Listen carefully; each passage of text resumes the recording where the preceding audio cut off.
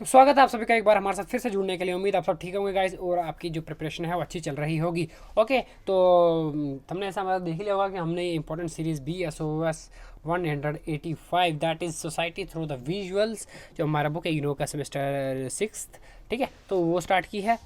उम्मीद है आप सबको जो हमारे पीछे प्रीवियस क्वेश्चंस हैं वो भी पसंद आए होंगे। और आज चलो अपने टॉपिक पर चलते हैं। आज गाइस हमने क्वेश्चन करना है, 4 क्वेश्चंस करेंगे हम, ठीक है। इसमें जो एक डायरेक्ट सिनेमा ये वाला क्वेश्चन है ये शॉर्ट आंसर है जिसका 500 वर्ड्स, और बाकी सभी लॉन्ग आंसर क्वेश्चन हैं, ठीक है। 10 10 20 20 नंबर के, और ये 10 नंबर का आता है। ओके, तो चलते हैं अपने टॉपिक की ओर। आज हमने देखो 4 टॉपिक्स पढ़े हैं, that is visual anthropology and decorative photography, direct cinema and what is ethnographic film and what are the uses of ethnographic films. Okay, तो ये 4 टॉपिक हम पढ़ने वाले हैं आज के टॉपिक में।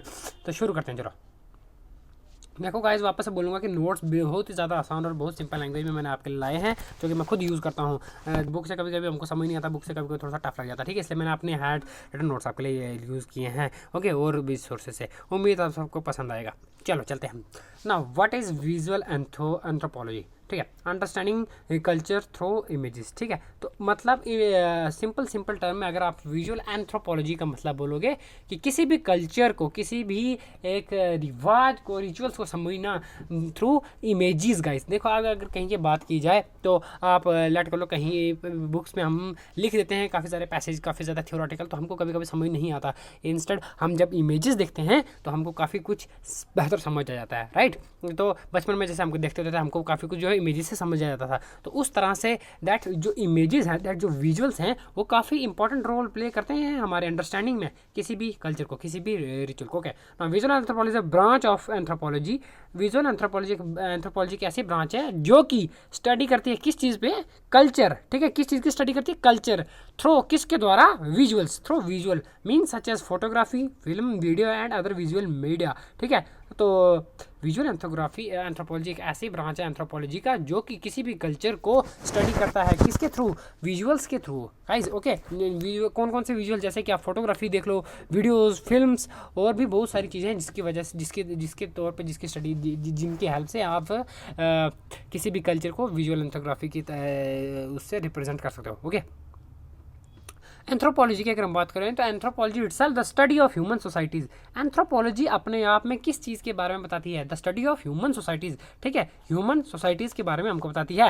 Human societies, culture and how people live, इंसान किस तरह रहता है उसके बारे में हमको एंथ्रोपोलॉजी बताती है। So anthropology is the study of human societies, you can say. Okay, now visual anthropology adds a new layer to this by focusing on how images can help us to understand the way people live, think and interact with each other. Now अगर बात करें जाए anthropology की, anthropology हमें क्या बताती है, एक मिनट, हाँ, तो एंथ्रोपोलॉजी हमें बताती है ह्यूमन सोसाइटी के बारे में, the way of living of human society. अब इसी के ऊपर एक और लेयर आ जाती है, that is visual anthropology. Visual anthropology तो वो हमको क्या बताती है, विजुअल एंथ्रोपोलॉजी हमको बताती है the study of human society through visuals like the images, photography, films, videos and etcetera, जिसकी वजह से हमको पता लगता है कि हमारी सोसाइटी किस तरह है। ओके, आगे आपको मैं आके बहुत अच्छी एग्जांपल देके समझाऊंगा, डोंट वरी। ओके, नाउ आगे बढ़ते हैं। In simple words it is about the using cameras and picture to learn about people and their cultures, ठीक है गाइज। ये सिंपल शब्दों में ऐसे बोल सकते हो कि कैमरे की मदद से, पिक्चर्स की मदद से आप अपने कल्चर को किस तरह से देखते हो, आप अपने कल्चर के बारे में किस तरह से सीखते हो। Okay, now how did visual anthropology begins. तो विजुअल एंथ्रोपोलॉजी की शुरुआत किस तरह से हुई थी उसके बारे में देखते हैं। ओके, नाउ देखो guys, point two point note जरूर याद रखना, लाइन टू लाइन, और इसको नोट जरूर कर लेना। तो ये इंपॉर्टेंट है, पेपर में भी आया हुआ है, इसलिए मैंने आपके लिए लाया हुआ है, और सिंपल आसान भाषा में लिखा। मुझे उम्मीद है कि आपको बिल्कुल समझ आ रहा होगा, साथ साथ में याद ही हो गया होगा। ओके ना, विजुअल एंथ्रोपोलॉजी की अगर हम बात करें तो 20वीं शताब्दी, दैट इज 20th सेंचुरी में स्टार्ट हुआ, around the time when camera and film became more common. जबकि हम देखते हैं कि 20वीं शताब्दी में क्योंकि कैमरा और जैसे टेक्नोलॉजी बढ़ रही थी, कैमराज और मूवीज फिल्म्स जो थी वो कॉमन हो चुकी थी। इवन कि मतलब आप बोल सकते हो कि आम पब्लिक के हाथों में आ चुका था। तो उस समय पे इसका जो प्रचलन है वो काफ़ी बढ़ चुका है। Okay, now early anthropologist began using photography to record custom clothes, tools, homes of people they were studying. These images helped them to keep a record and also share the finding with others who could have a very distant place. Okay ना, अगर हम बात की जाए इसकी, तो जो anthropologist होते थे, विजुअल एंथ्रोपोलॉजिस्ट होते थे 20वीं शताब्दी के टाइम पे, उन्होंने देखा कि भाई ये जो कैमरा है, फिल्म जो है हम लोग पब्लिक के हाथ में आ चुकी है। तो जो बड़े बड़े एंथ्रोपोलॉजिस्ट होते थे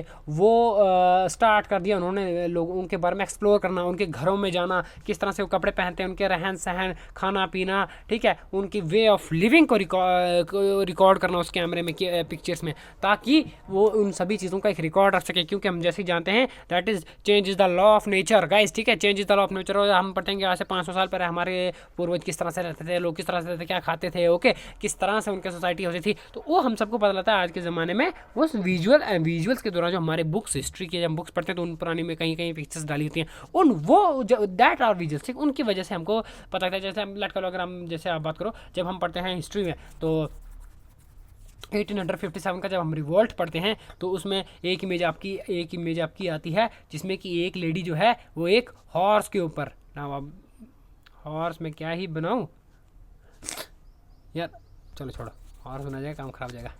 ओके, सो एक लेडी जो है एक हॉर्स के ऊपर, किसके ऊपर, हॉर्स के ऊपर बैठ के पीठ के पीछे एक बच्चा जो है लेके लड़ रही है। Okay, so what that represent, वो रानी लक्ष्मीबाई को रिप्रेजेंट करता है कि किस तरह से उन्होंने 1857 के रिवोल्ट में, ठीक है, अपने बच्चे के साथ भी लड़ाई की थी अंग्रेजों के खिलाफ। वो हमको इमेज देख के ही पता लग जाता है, क्योंकि इमेजेस जो हैं वो is the best source. Okay, now next हमारा जो पॉइंट है, व्हाई आर विजुअल्स इंपॉर्टेंट। तो विजुअल्स की इंपॉर्टेंस क्यों है, जैसे कि अभी हमने पढ़ लिया ऑब्वियसली, क्यों कितना ज़रूरी है विजुअल्स का importance. Sometimes words alone cannot capture the full picture of a culture. देखो बहुत इंपॉर्टेंट और कितनी गहरी लाइन लिखी है कि कभी कभी जो वर्ड्स शब्द अकेले काफ़ी नहीं होते हैं किसी भी कल्चर को रिप्रेजेंट करने, किसी भी सिचुएशंस के बारे में बताने के लिए। सो वहाँ पर हमको जरूरत पड़ती है किसी चीज़ की, पिक्चर्स की जरूरत पड़ती है। Okay, for example you try to describe a traditional dance or ritual using only words, ठीक है, तो आप किसी भी लेट कर लो, आप किसी ट्रेडिशन को या फिर किसी डांस, किसी रिचुअल को वर्ड्स के द्वारा रिप्रेजेंट करते हो, तो आप कैसे लिखोगे ना भाई, वो मैं यहाँ पर गया था, वो लोग इस तरह नाच रहे थे, आगे पीछे, एंड उनका ये सॉन्ग्स थे, उनकी ये ट्रेडिशनल स्टेप्स थे एंड ऑल दैट। सो इतना इंसान को पता नहीं लगता है। इंस्टेड वो जब उस पिक्चर को देखेगा, इमेज, उस वीडियो को देखेगा, तो उसको और ज़्यादा नॉलेज मिलेगी, आसानी होगी उस समझने में। So that's proves that alone words can not capture the full picture of culture. Okay, it might be difficult to understand obviously, but if you show a video, people can see the movement, hear the music and feel the emotions of the event. Visuals can communicate things that the heard explain in the writing. अभी तक मैंने आपको जैसे बताया कि जो videos हमारी pictures है वो जब उसको कोई इंसान देखता है, उस मूवमेंट्स को देखता है, कोई उसका जो आसपास की सिचुएशन उसको सुनता है, whether it is music, hot and situation, या फिर उस इमोशंस को फील करता है, तो पता लगता है कि कहीं क्या शादी है या फिर सेरम या फिर और कोई बर्थडे सेलिब्रेशन है। मतलब हर चीज़ का अपना एक ट्रेडिशन, अपना एक तरीका होता है, ठीक है। तो आप किस तरह से उसको रिप्रेजेंट करते हो ये डिपेंड करता है। ये सिर्फ आपकी जो राइटिंग फिर आपके वर्ड से नहीं रिप्रेजेंट होता है, इसमें आपको विजुअल्स की काफ़ी ज़्यादा इंपॉर्टेंस, काफ़ी ज़्यादा ज़रूरत पड़ेगी। ओके, तो विजुअल्स के बिना तो काफ़ी ज़्यादा इंपॉर्टेंट मुश्किल हो जाता ही है। Okay, photo and video also allow people to see what life look like in different parts of the world. They help bridge the gap between cultures. Okay, a picture of family meal in the India, in a festival in Nigeria or a wedding in Japan can show how people live and what they eat and what they wear, what they celebrate. now देखो बता कि एक family की photo, weather वो India में हो या फिर किसी नाइजीरिया, किसी और कंट्री में, नाइजीरिया और या फिर और भी कोई कंट्री जहाँ पर एक फेस्टिवल सेलिब्रेट किया जा रहा हो या फिर एक शादी हो जापान की, तो जब हम इन विजुअल्स को देखते हैं हमको पता लगता है कि किस तरह से अलग अलग जगह के लोगों का रहन सहन अलग अलग है, वो क्या खाते हैं, क्या पहनते हैं, किस तरह से सेलिब्रेट करते हैं। तो विजुअल्स हमारा काफ़ी ज़्यादा इस चीज़ों में इंपॉर्टेंस बताते हैं। ओके, नाउ अब फिल्म्स का क्या रोल है विजुअल एंथ्रोपोलॉजी में। Okay, ethnographic film are an important part of visual anthropology. ठीक है, इथनोग्राफिक फिल्म्स जो है विजुअल एंथ्रोपोलॉजी का एक इंपॉर्टेंट पार्ट है। These are documentaries made to show the customs and life style of different culture. Documentaries बनाई जाती हैं अलग अलग कल्चर पे, अलग अलग कस्टम्स पे, किस तरह से उनका रहन सहन है। Okay, the goal is not just to entertain but to educate and share knowledge. इसका मेन गोल ये नहीं है कि सिर्फ एंटरटेन करना लोगों को, बट एजुकेट करना, नॉलेज शेयर करना। ओके, अलग अलग जगह के बारे में पता लगना। Some well known ethnographic films include, जो सबसे जानी मानी एथोग्राफिक मूवीज़ जो बनाई हैं लोगों के बारे में, उनके उनके सोसाइटी, उनके कल्चर के बारे में जानने में के बारे में, तो वो है ननूक ऑन द नॉर्थ। ठीक है, ये सबसे फेमस है। Okay, which show the life of an Inuit family in Canada. Okay, the and the ax fight which explain the conflict among the Yanomami people in South America. So ये दो movies जिसका example दे के बताया गया कि किस तरह से आप उनके बारे में पता कर सकते हो। ओके, नाउ नेक्स्ट क्या है, this film are made carefully with respect. Okay, तो सबसे बड़ी बात है कि ये मूवीज़ जो है ध्यानपूर्वक और रिस्पेक्ट से बनाई जाती है, क्योंकि हर बंदे की अपनी प्राइवेसी होती है, राइट। आप उसको सब कुछ कैप्चर नहीं कर सकते हो। ओके, ये हम आगे जाके पढ़ेंगे जब लिमिटेशंस आएगी, उसमें देखेंगे कि प्रायर परमिशंस लेनी पड़ती है। Okay, anthropologist work closely with the people they are filming to make sure their culture is represented truthfully and fairly. ना, जो एंथ्रोपोलॉजिस्ट होते हैं वो आप किसी के कल्चर को रिप्रेजेंट कर रहे हैं, कहीं दूर ट्राइबल एरिया में जाके उनके कल्चर को रिप्रेजेंट कर रहे हैं, तो आप वो ऐसा नहीं कि भाई अच्छे कपड़े पहनो, जाओ मुंह धो के आओ, ये अच्छे कपड़े पहनो, ये करो। नहीं, वो उन लोगों के साथ घुल मिल के उनके अंदर रह के उनका जो नेचुरल कल्चर है उसको दिखाते हैं। उसके लिए उनको उनके साथ घुलना मिलना पड़ेगा, ट्रस्ट बिल्ड करना पड़ेगा, और उनका जो नेचुरल ऑनेस्टली जो उनका नेचुरल कल्चर है उसको दर्शाना पड़ेगा। ओके, ना विजुअल एंथ्रोपोलॉजी आज के समय पे क्या है, ठीक है, कैसे यूज़ कर रहे हैं हम उसको। Visual anthropology today with the rise of smartphones and social media visual anthropology has change it all. Okay, आज के ज़माने में हर बंदे के पास, हर घर में फ़ोन तो है ही है, उसकी वजह से कहीं ना कहीं जो विजुअल एंथ्रोपोलॉजी है उसमें काफ़ी ज़्यादा चेंज आए हैं। Now anyone can take a photo और video and share their culture with the world. आज के समय पे this mean that the movement voice can be here not just those of the researchers. इससे ये साबित होता है कि भाई आज के ज़माने पे हर घर में, हर किसी में के पास फ़ोन है, तो आज अपनी वीडियो या फ़ोन पे पिक्चर बना के अपलोड कर दो, आप सोशल मीडिया पे शेयर कर दो, लोगों को पता लग जाएगा आपके बारे में भी, आप अपने साथ अपने कल्चर को सबके साथ शेयर कर सकते हो गाइस। इसका मतलब इससे ये साबित होता है कि भाई आप जो रिसर्चर्स हैं उस समय के जो एंथ्रोपोलॉजिस्ट अलर्ट कर ले, उसको जो रिसर्चर को जो फोटो अच्छी लगी, जो मूवमेंट अच्छा लगा, वो उसी को कैप्चर करेगा, क्योंकि वो उसके हाथ में थी।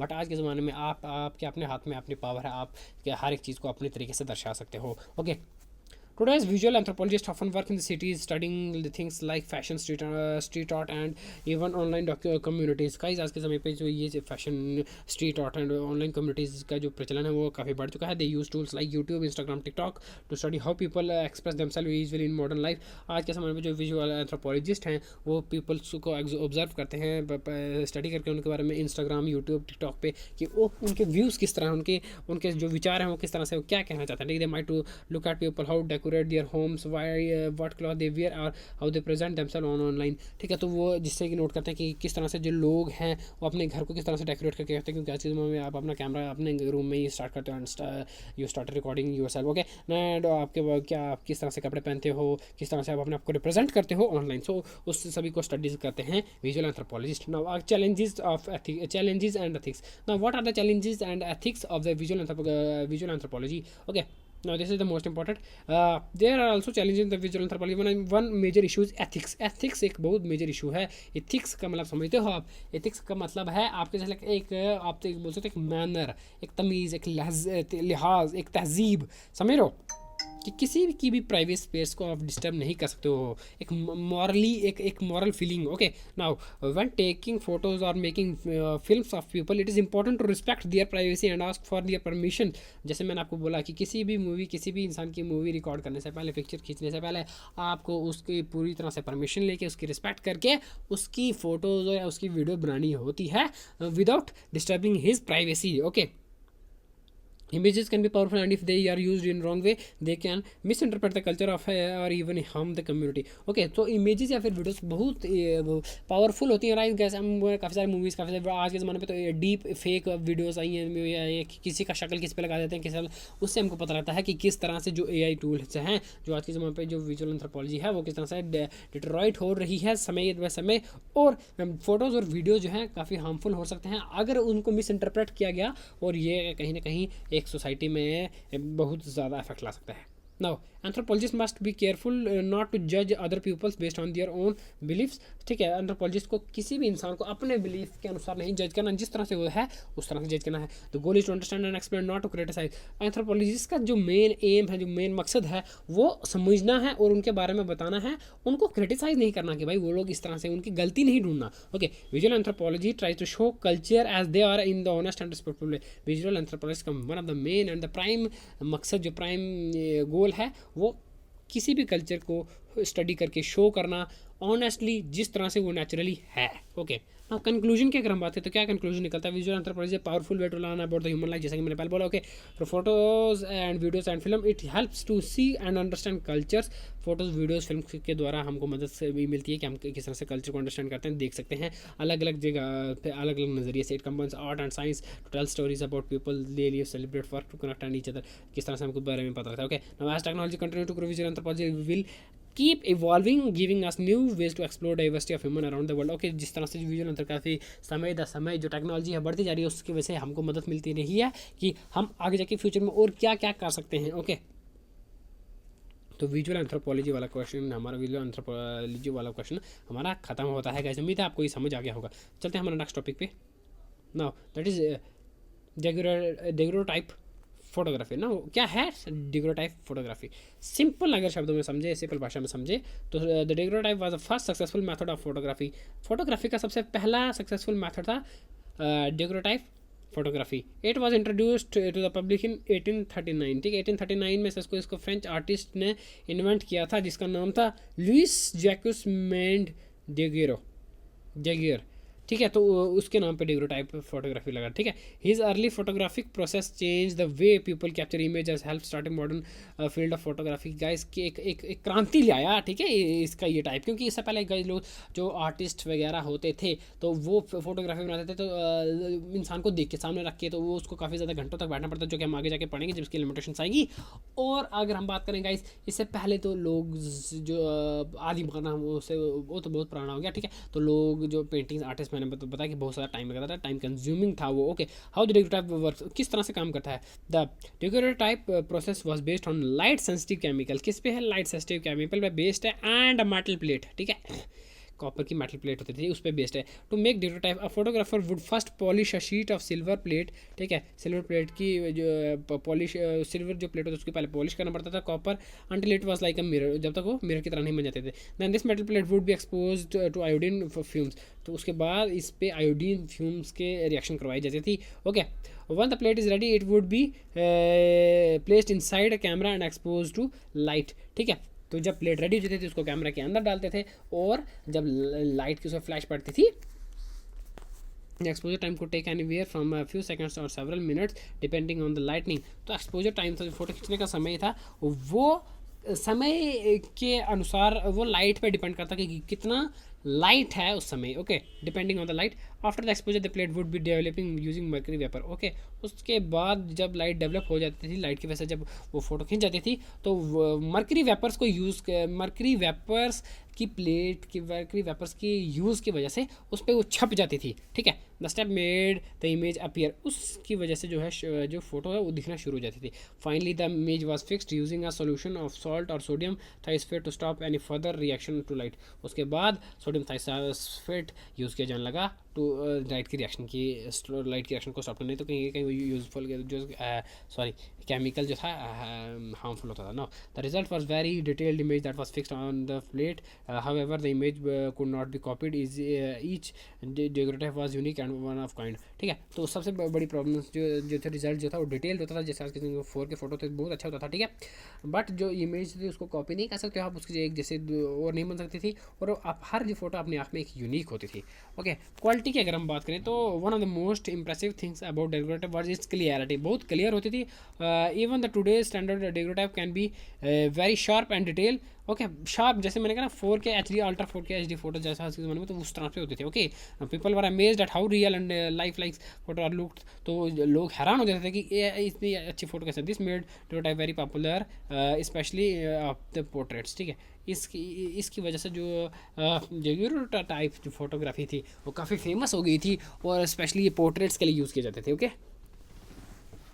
Now, however, there were some drawbacks, causing the image was so shiny metal surface. You had to hold it right angle to see it clarity. Also, the process was complex and involved dangerous chemical like mercury, which could be harmful to the photographers. ठीक है, तो ये हालांकि इसके कुछ drawbacks भी थे, क्योंकि जो इमेज है वो शाइनी मेटल के सरफेस पे राइट एंगल के से देखनी पड़ती थी कि वो क्लियर है कि नहीं है। और ऊपर से इसमें जो मर्करी यूज़ किया जाता था वो काफ़ी ना कहीं ज़्यादा फोटोग्राफर को हार्म कर सकता था। ओके, तो ये उसके ड्रॉबैक्स हैं। पॉपुलैरिटी की अगर हम बात करें, पॉपुलैरिटी एंड यूज़ की, तो despite the challenges daguerreotype photography became very popular in 1840s and 1850s। 1840s और 1850 के समय पे ये फोटोग्राफी का मेथड जो है काफ़ी ज़्यादा सक्सेसफुल हो गया था। यूरोप और यूनाइटेड स्टेट्स में people visit studio to have portraits taken. तो यूरोप और खासकर यूएस में इन दो जगहों पे पीपल 1880s के दशक में लोग काफ़ी ज़्यादा फोटोज़ खिंचवाना पसंद करते थे। Before photography only wealthy could afford to have their portraits painted. तो उससे पहले, जबकि कैमरा की इन्वेंशन उससे पहले जो है सिर्फ जो अमीर लोग जो थे वो अपने पोर्ट्रेट्स बनवाया करते थे, क्योंकि उनके पास इतना पैसा होता था। उससे पहले आम लोगों के पास उतना होता नहीं था कि वो किसी आर्टिस्ट को बुला के अपनी पेंटिंग बनवा सके। The daguerreotype allowed middle class families to have images of their loved one at the lower cost. ना इस मेथड के आने की वजह से हमको ये पता लगता कि जो मिडिल क्लास के लोग थे अब वो भी अपने प्यारे, अपने आसपास, अपने करीबी चाहने वालों के फ़ोटोज़ जो हैं लो कॉस्ट में पा सकते हैं। Now travelling photographer also use the process to take pictures of cities, landscape and historical events. Some of earliest photos of capture of place like street of Paris. Okay, ना जो travelling photographers होते थे, जो घूमने वाले यहाँ होते थे, वो हर जगह के जाके ऐतिहासिक जगहों की फ़ोटोज़ खींचना शुरू करते थे।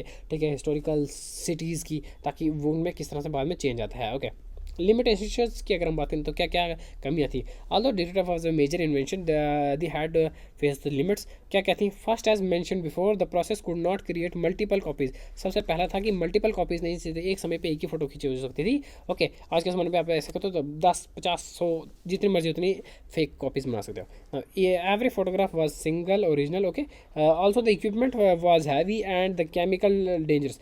और सेकंड थी जो इक्विपमेंट जिससे फ़ोटो खींची जाती थी, कैमरा, वो काफ़ी ज़्यादा हैवी होता था गाइस। और जो और नेक्स्ट जो प्रॉब्लम थी, केमिकल्स जिसमें जो यूज़ किए थे वो कहीं ना कहीं जो फोटोग्राफर के लिए डेंजरस होता है। एक्सपोजर टाइम्स वर लॉन्ग, जो फोटो खींचने का जो समय है काफ़ी समय लंबा समय ले लेता था कभी कभी, which meant people had to sit very still for their portrait.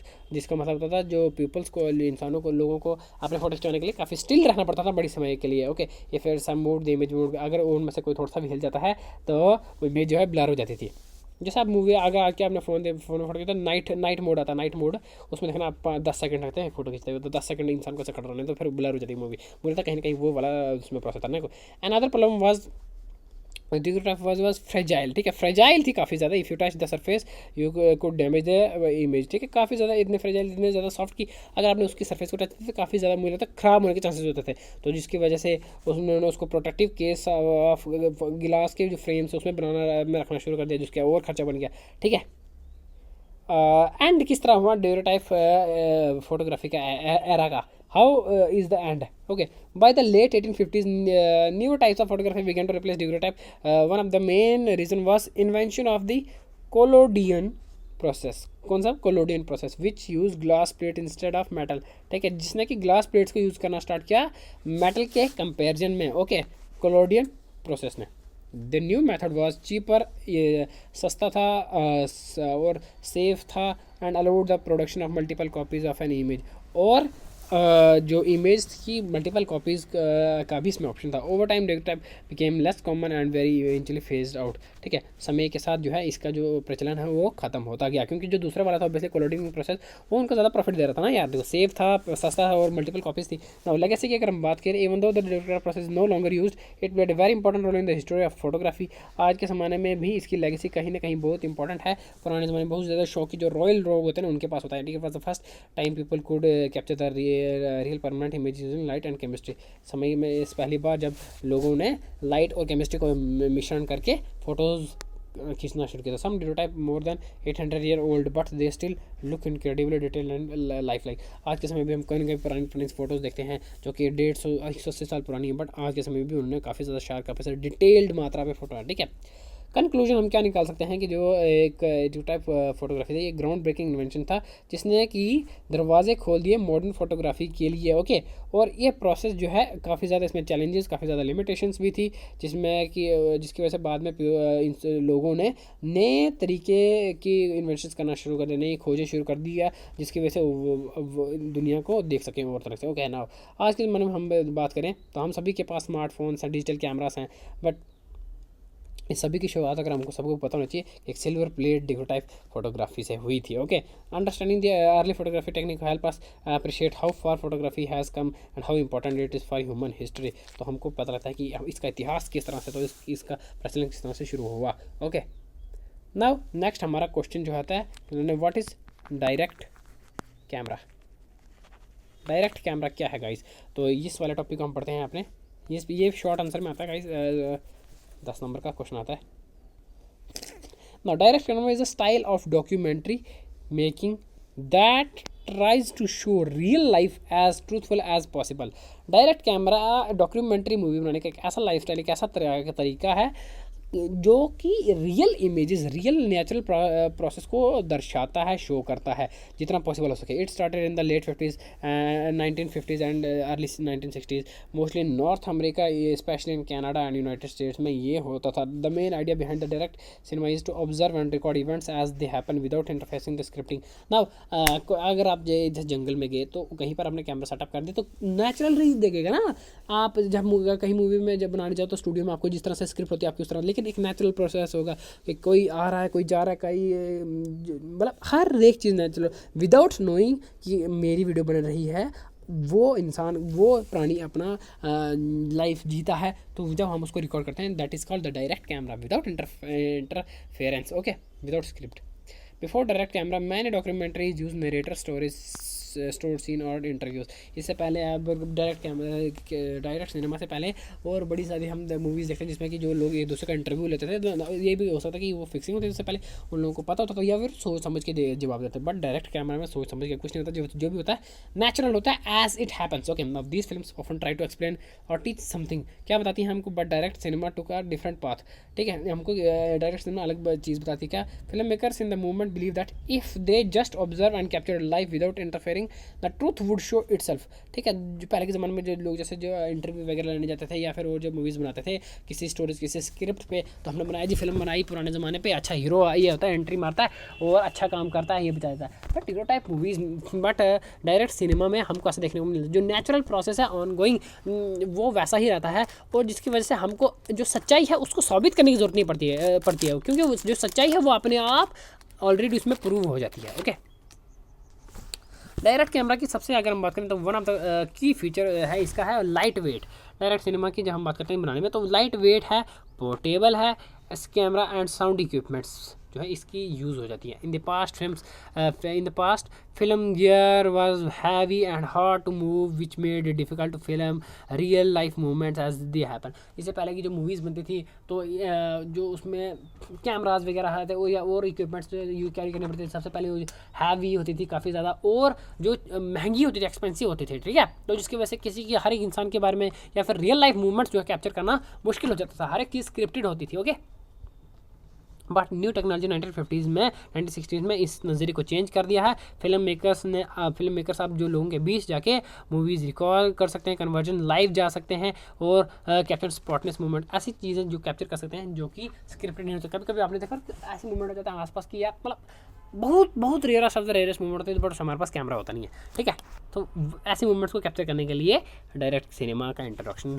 किया गया था। Okay, one famous example of direct cinema is a film is the film primary. ये मूवी बनाई गई थी, ठीक है, made by Robert Reeve in his team. It followed US politician John F Kennedy and Herbert Humphrey during a primary election campaign. ठीक है, सो किस तरह से उन्होंने अपनी इलेक्शन कैंपेन की थी, मुझे लगता है ये उन्होंने उसके समय पर बनाया हुआ डायरेक्ट कैमरा, मतलब उन्होंने उसको जैसे इंस्टॉल किया होगा एंड वो नेचुरल हुआ होगा, जिस तरह से उनकी रैली वगैरह हुई होगी without any script. Now the film maker didn't even stage anything, they just follow the candidate around, showing their speeches, private movements and interaction with voters. Voters got to see a side of politics that felt real and personal। तो किस तरह से वो अपने voter से मिलते थे, किस तरह से उनके रैली होते थे, किस तरह से वो इंटरेक्शन करते थे, वो सब कुछ जो है उसमें नेचुरली कैप्चर हुआ। Now other well known direct cinema makers include D.A.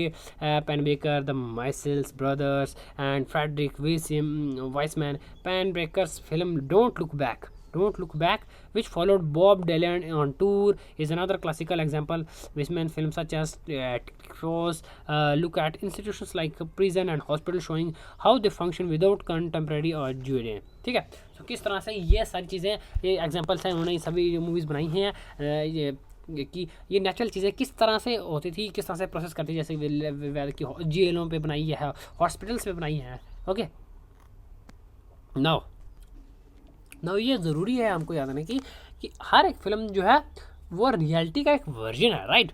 उस पर कोई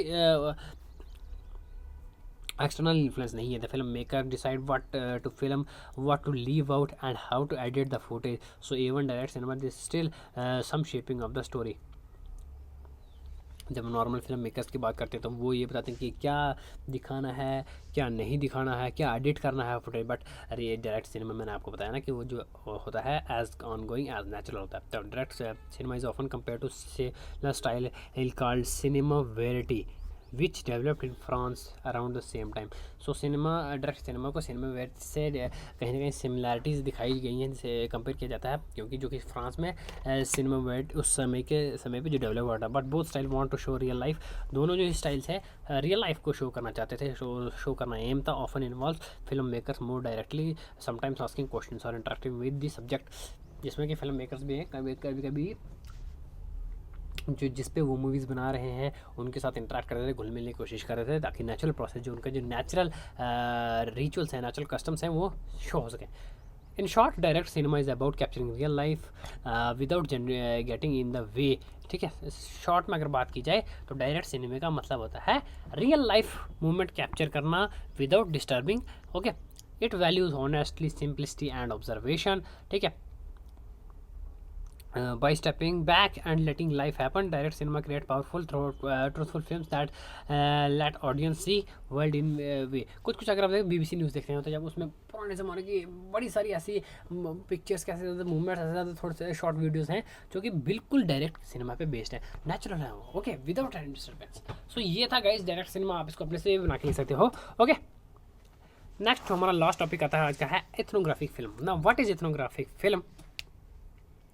Ethnographic film is type of documentary that focuses on lives, culture and traditional people from different part of the world। ठीक है, हर ज़माने अलग जगह के लोग किस तरह से लोग रहते हैं, किस तरह से वो अपना काम करते हैं, किस तरह से उनका कल्चर है, उसके बारे में उस पर मूवी बनाना एक मतलब है आपका ethnographic film. Now these films are often made by anthropologist, scientist who study human society and cultures. तो एंथ्रोपोलॉजिस्ट कौन से साइंटिस्ट होते हैं जो कि ह्यूमन सोसाइटीज़ और ह्यूमन कल्चर्स के बारे में स्टडी करते हैं, और film makers working closely with them, या फिर फिल्म मेकर्स के द्वारा भी बनाई जाती हैं ये सारी एंथ्रोपोलॉजिस्ट मूवी जो कि उनके साथ काम कर रहे हैं हम किसी प्रोजेक्ट पे।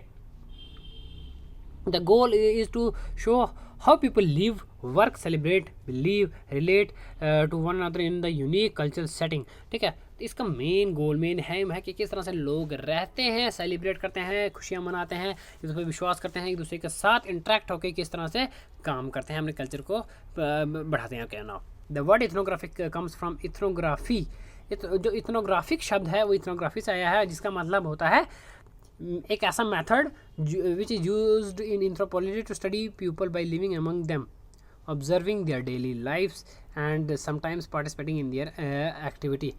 तो इथनोग्राफी एक ऐसा मेथड, एक ऐसा प्रोसेस है जिसमें कि ऑब्जर्वर जो है, जो कि किसी की लाइफ को ऑब्जर्व करने जा रहा है, जो कि फिल्म मेकर जो बनाने वाला है वो अपने सब्जेक्ट मतलब जिसके ऊपर बना रहा है वो मूवी, ओके, उसके साथ घुलता मिलता है, उसको ऑब्जर्व करता है, उसको अंडरस्टैंड करता है, उनके साथ रहता है, उनको रिकॉर्ड करता है, और उनकी डे टू डे हर ज़िंदगी में पार्टिसिपेट करता है। आपने अगर देखिए बेर गिल कभी कभी यहाँ किसी ट्राइबल्स के साथ उनके गांव में चला जाता है, ठीक है, तो उन्हीं के साथ उनकी तरह रहता है, उनकी तरह टेक्निक्स यूज़ करता है अपनी डे टू डे ज़िंदगी में रहने के लिए। तो इथनोग्राफर जो है वो भी यही करता है। ओके,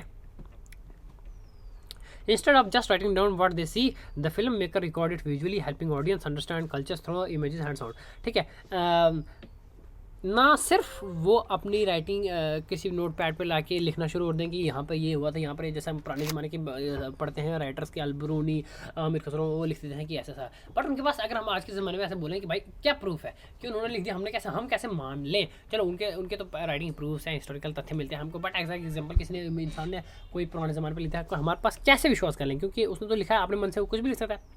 तो जो इस एथनोग्राफर्स हैं वो ना सिर्फ लिखते हैं बट उसको अपने साथ साथ विजुअली उसका रिकॉर्ड भी करते हैं, ताकि जो बाद में जो फ्यूचर में पीपल्स हैं वो देख सकें, समझ सकें इनके कल्चर, उनके रिवाज, उनके डे टू डे लाइफ को। Okay, these film are not just about observing from distance. ये फिल्म सिर्फ डिस्टेंस हम किसी को ऑब्जर्व करने के बारे में नहीं है। Ethnographic film makers often spend long periods of time with their people they are studying to build trust and truly understand their way of living. This lets to more accurate, respectful and detail story. अब ऐसा नहीं है कि आपने कहीं किसी tribals पे या फिर किसी भी इंसान पे जाके मूवी बना दी, जैसे कल मैं यहाँ पे जाता किसी बैगर पे बना दी, या फिर किसी ट्राइब्स पे जाके बना दी, गाँव में गया तो थोड़े बहुत कपड़े पहने और चलो जी शूट करके फोटो सेल्फी खिंचा के आ गया। नहीं, आपको हफ्तों महीनों लग सकते हैं उनके साथ रह के, उनके बीच ट्रस्ट बिल्ड करके कि आप भी उनमें से एक हैं, और उस नेचुरल तरीके से उनकी जो असली जिंदगी है उसको बाहर लाने के लिए। ओके, नेक्स्ट टॉपिक हमारा क्या है? हिस्ट्री। इथनोग्राफिक फिल्म की हिस्ट्री क्या रही है, इसका इतिहास कैसे ये आया? ठीक है, ethnographic film making began in early 20th century में, अर्ली 20वीं शताब्दी में इसकी शुरुआत हुई थी, जबकि एंथ्रोपोलॉजिस्ट और एक्सप्लोररिस्ट ने काम करना स्टार्ट किया था साथ में कैमराज की मदद से।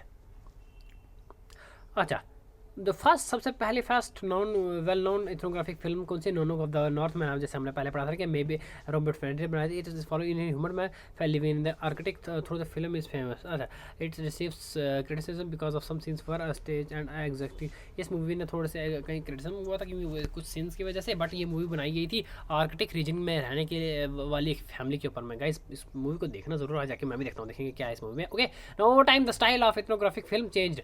अब समय के अनुसार, समय के साथ जो है इथनोग्राफिक फिल्म का जो बनने के तरीके हैं, जो प्रोसेस है वो चेंज हो गया। कैसे? Early films were often made from western point of view and sometimes showed their other cultures as strange और exotic, but as anthropologist develop so did the film. Modern anthropographic filmmaker try to avoid stereotypes and instead aim of fairness and accuracy and the respect।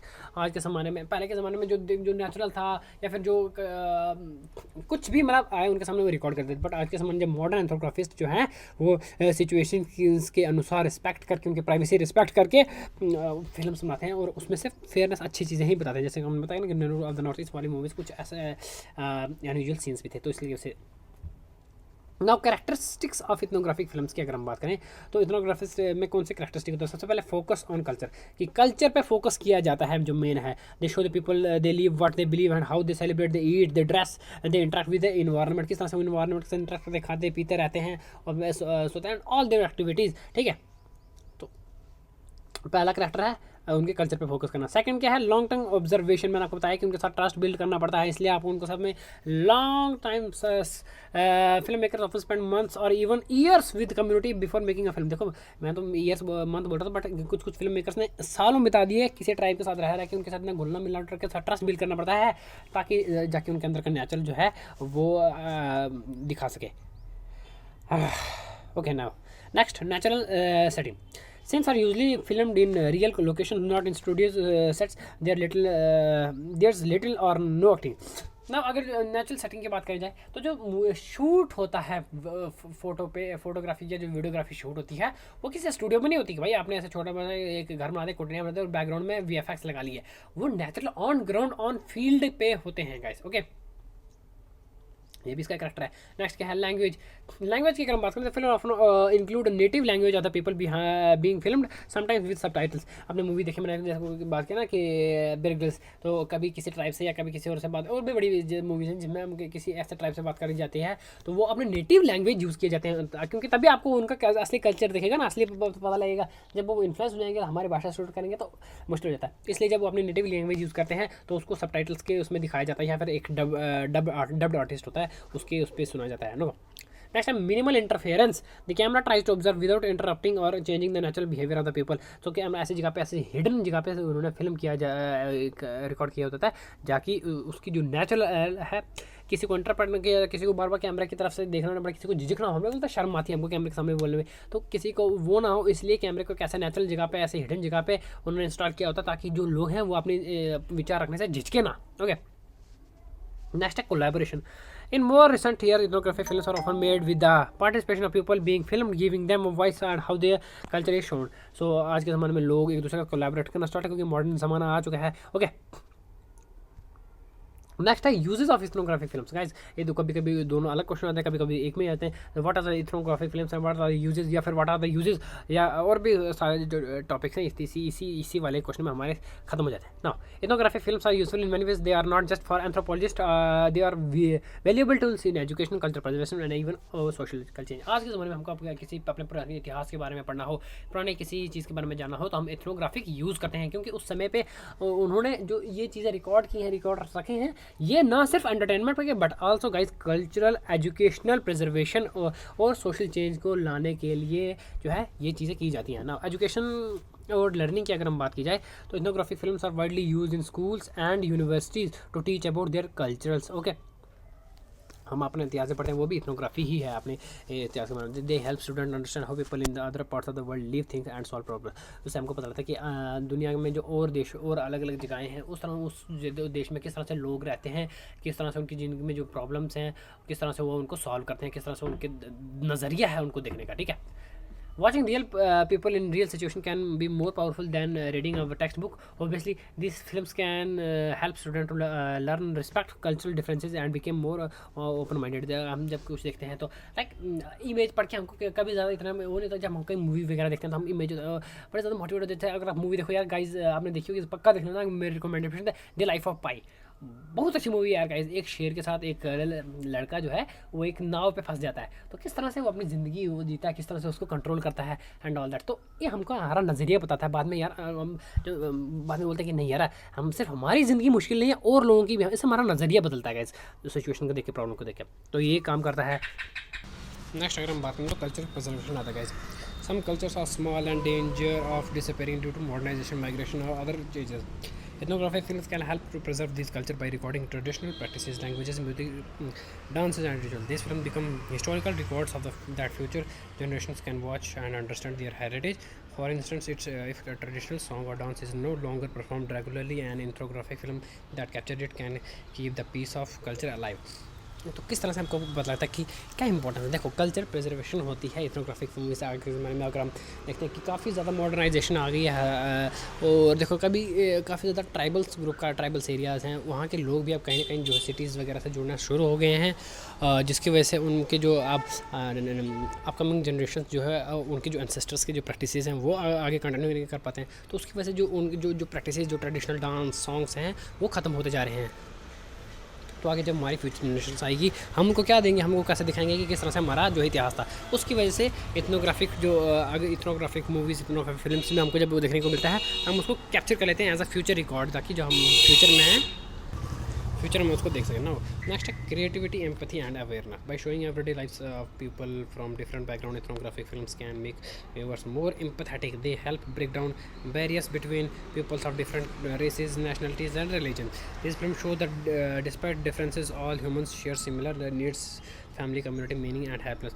तो इसकी वजह से हमको एक दूसरे के बारे में अवेयरनेस मिलती है, एक कहीं ना कहीं एक दूसरे के बारे में बोलते हैं ना इंसानियत के नज़रिया पता रहता है कि आप जैसे बड़े सारे ऐसे एरियाज़, बड़े सारे ऐसे ट्राइबल ग्रुप्स हैं guys all over world, not से इन इंडिया, सिर्फ कि जब उन पर कोई प्रॉब्लम आए, जब भी उनका कुछ है तो वो सभी एक साथ जुड़ जाते हैं, इकट्ठा जुड़ जाते हैं। तो उससे हमको एक कहीं ना कहीं एक ये सीखने को मिलता है कि भाई किस तरह से जब कोई प्रॉब्लम आई है तो हम सबको मिलकर उसका सामना करना चाहिए, इंस्टेड कि आज के ज़माने में जैसे आप हर लोग एक दूसरे को नीचे गिराने पे कोशिश करते हैं कि कोई और उनसे आगे ना बढ़ पाए।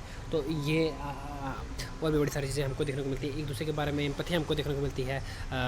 अलग अलग जगह के जो लोग हैं किस तरह से वो रहते हैं, किस तरह से वो प्रॉब्लम को टैकल करते हैं, उस तरह के बारे में मिलता है। नेशनलिटीज़ के बारे में देखने को मिलता है कि अलग किसी जगह पे ऑर्थोडॉक्सी है, जैसे कि हम मुस्लिम की बात करें तो पाकिस्तान या फिर इंडोनेशिया, अरब्स की तो यहाँ पर मुस्लिम नेशंस हैं, मुस्लिम जो रिलीजन है वो ऑर्थोडॉक्स है, मतलब मेजोरिटी में, बट कुछ ऐसे हैं जहाँ पर सेकुलर हैं, जैसे कि इंडिया की बात कर लो, यहाँ पर सारे मिलजुल के रहते हैं। तो ये चीज़ हमको बताती हैं।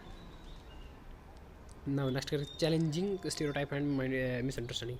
तो स्टीरियोटाइप्स को मतलब समझते हैं जो पुराने ज़माने के जो रीति रिवाज, पुराने ज़माने के जो एक सोच होती है, पुरानी सोच होती है। जैसे कि हम बात करें कि ये सोच है कि लड़कियाँ जैसे बोलते हैं कि लड़कियाँ रोती हैं, लड़के नहीं रो सकते, तो मर्द को दर्द नहीं होता। सो ये एक ऐसा स्टीरियोटाइप है कि लड़का रो नहीं सकता सोसाइटी में।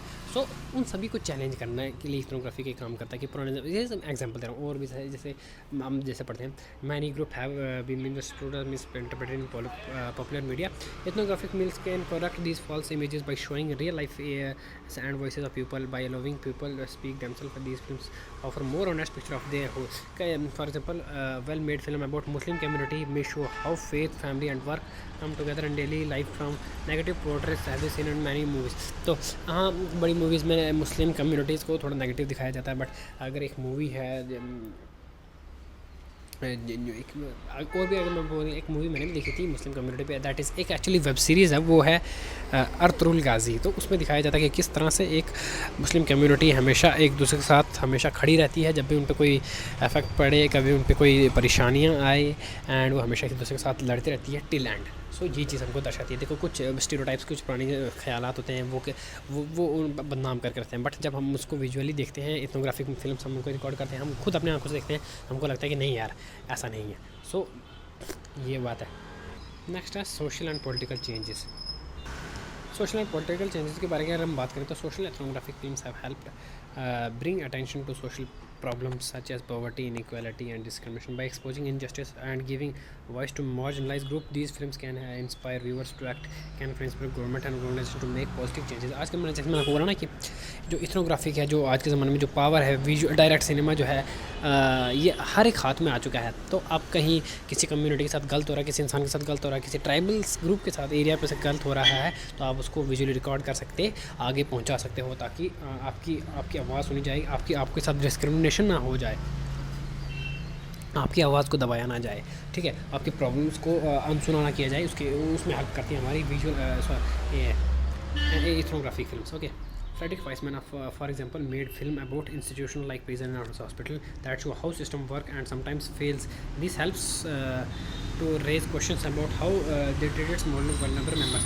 So Frederick Wiseman ने एक मूवी बनाई थी, ठीक है, जेलों के बारे में, हॉस्पिटल्स के बारे में, कि किस तरह से ये सारा सिस्टम काम करता है, जेलों के अंदर कहीं ना कहीं करप्शन होता है या नहीं होता, हॉस्पिटल में जो सारी चीज़ें गवर्नमेंट अवेलेबल होती हैं, यानी ऑल दैट, उस चीज़ से हमको ये सीखने को मिलता है कि और बड़े सारे क्वेश्चंस लोग उनको देखते हैं, एंड सरकार से क्वेश्चन स्टार्ट करते हैं कि भाई ये क्या है एंड ऑल दैट, उसके ऊपर एक्शंस लिए जाते हैं। तो इस तरह से इथनोग्राफिक जो है वो मदद करता है। ना नेक्स्ट अगर हम बात करें ट्रेनिंग एंड डेवलपमेंट वर्क, क्या क्या होता है, organisation that work in international development, public health and education often use ethnographic films to understand how people they are trying to help. These films provide insight into local customs belief and needs. This help in designing better programming for respect of culture and values. लोगों के अंदर जाकर, लोगों के पास जाके जब इथनोग्राफर जो है फिल्म्स रिकॉर्ड करते हैं, तो जो इंटरनेशनल लेवल पे जो डेवलपमेंट वर्क्स होते हैं, डेवलपमेंट ऑर्गेनाइजेशंस होती हैं, उनको मद्देनज़र रखते हुए उनके हिसाब से, उनकी नीड के हिसाब से वो काम शुरू करते हैं, प्रोग्राम शुरू करते हैं, ताकि उनकी कोई हेल्प हो सके, समझे? हाँ ना, फॉर एग्जांपल जैसे health organisation might use film about rural child birth practice to design safer health care solution that local people accept. So जो हेल्थ केयर ऑर्गेनाइजेशन है वो जब इस इथनोग्राफिक फिल्म को देखेगा, इस जो कि उस गांव में प्रैक्टिस की जा रही है लैक ऑफ रिसोर्सेज की वजह से, तो उसको मद्देनज़र रखते हुए वो एक ऐसा डेवलप करेगा जो कि उन लोगों का हेल्प कर सके ना। कंक्लूजन की अगर हम बात करें तो इथनोग्राफी की कंक्लूजन में आप ये बोल सकते हो कि पावरफुल टूल है जो कि ह्यूमन कल्चर को अंडरस्टैंड करने के लिए बनाया गया है। They go beyond the surface and allow viewers to see the world through eyes of others, ठीक है, और लोगों के नज़रिए से दुनिया को देखने का मौका देता है।